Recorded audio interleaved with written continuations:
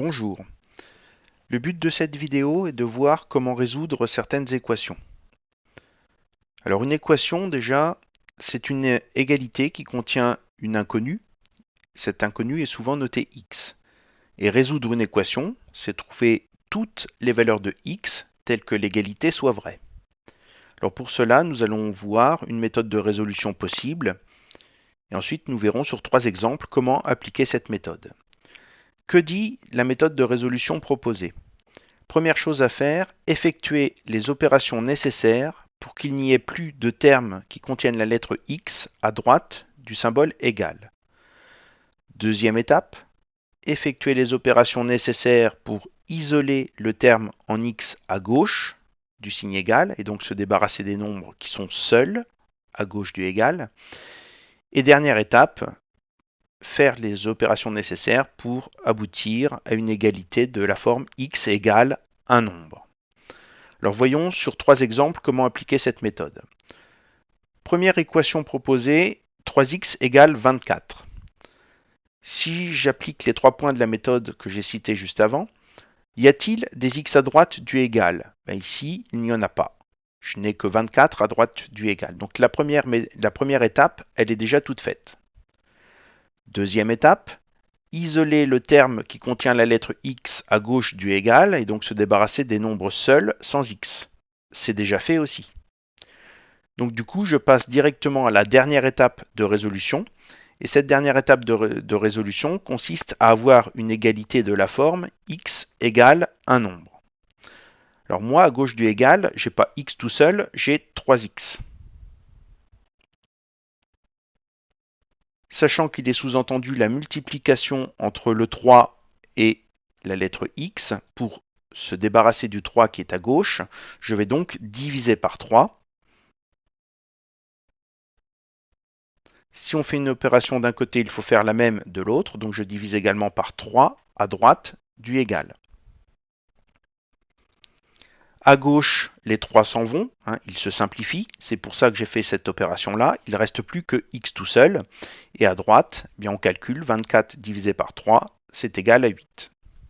Ça veut donc dire qu'ici, la solution de l'équation 3x égale 24, cette solution, c'est 8. Donc ça, c'était une équation très simple qui avait une seule étape de résolution. Regardons maintenant l'équation suivante. 5x moins 3 égale 12.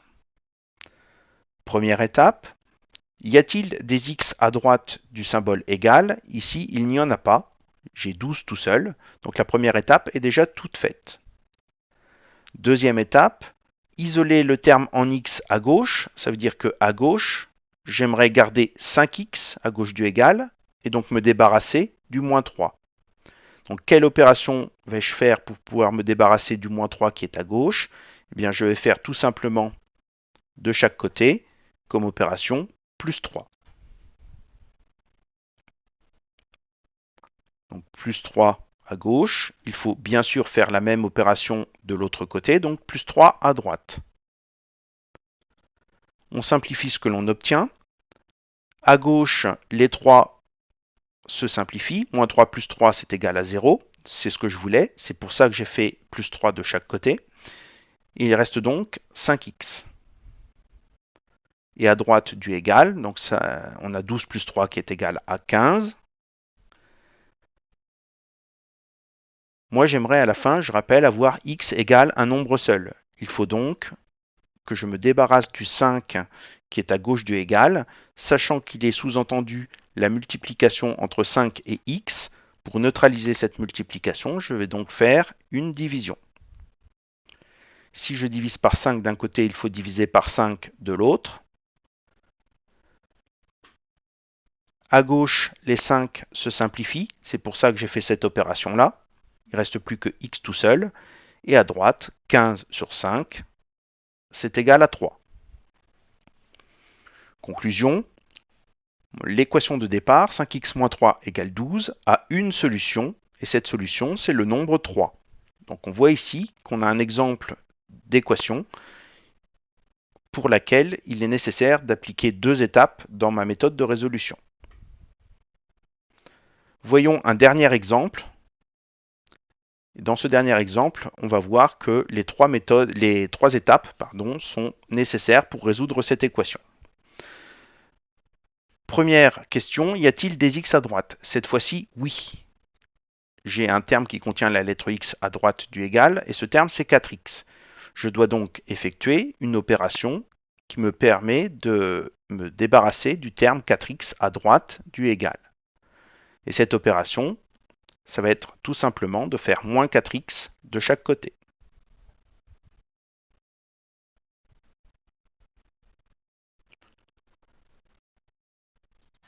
Donc on fait moins 4x à droite. Évidemment, il faut faire la même opération à gauche. On simplifie ce que l'on obtient.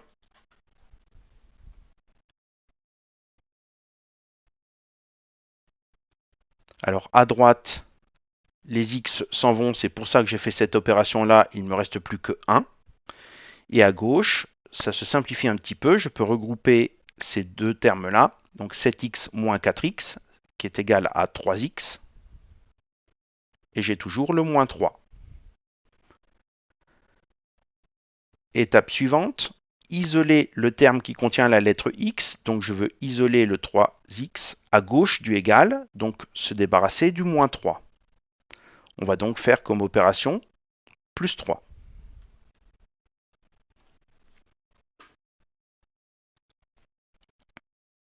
Donc on fait plus 3 parce que moins 3 plus 3 ça fera 0. Si je fais plus 3 d'un côté, il faut faire la même opération de l'autre. On simplifie ce que l'on obtient. Alors à gauche, donc moins 3 plus 3 ça fait 0, c'est pour ça que j'ai fait cette opération-là. Il ne reste plus que 3x. Et à droite, 1 plus 3, donc qui est égal à 4. Dernière étape, j'aimerais avoir x tout seul à gauche, donc me débarrasser du chiffre 3, sachant qu'il est sous-entendu la multiplication entre 3 et x, on va donc faire une division par 3. Si je fais diviser par 3 à gauche, il faut faire la même opération à droite. À gauche, les 3 se simplifient, c'est pour ça que j'ai fait cette opération-là. Il ne reste plus que x tout seul. Et à droite, 4 divisé par 3, ça vous donne un nombre décimal avec une infinité de chiffres après la virgule. Donc dans ce cas-là, vous êtes obligé de garder la valeur exacte, qui est donc l'écriture fractionnaire. Ça veut donc dire que l'équation de départ, 7x moins 3 égale 4x plus 1, a une solution, et cette solution, c'est le nombre 4 tiers.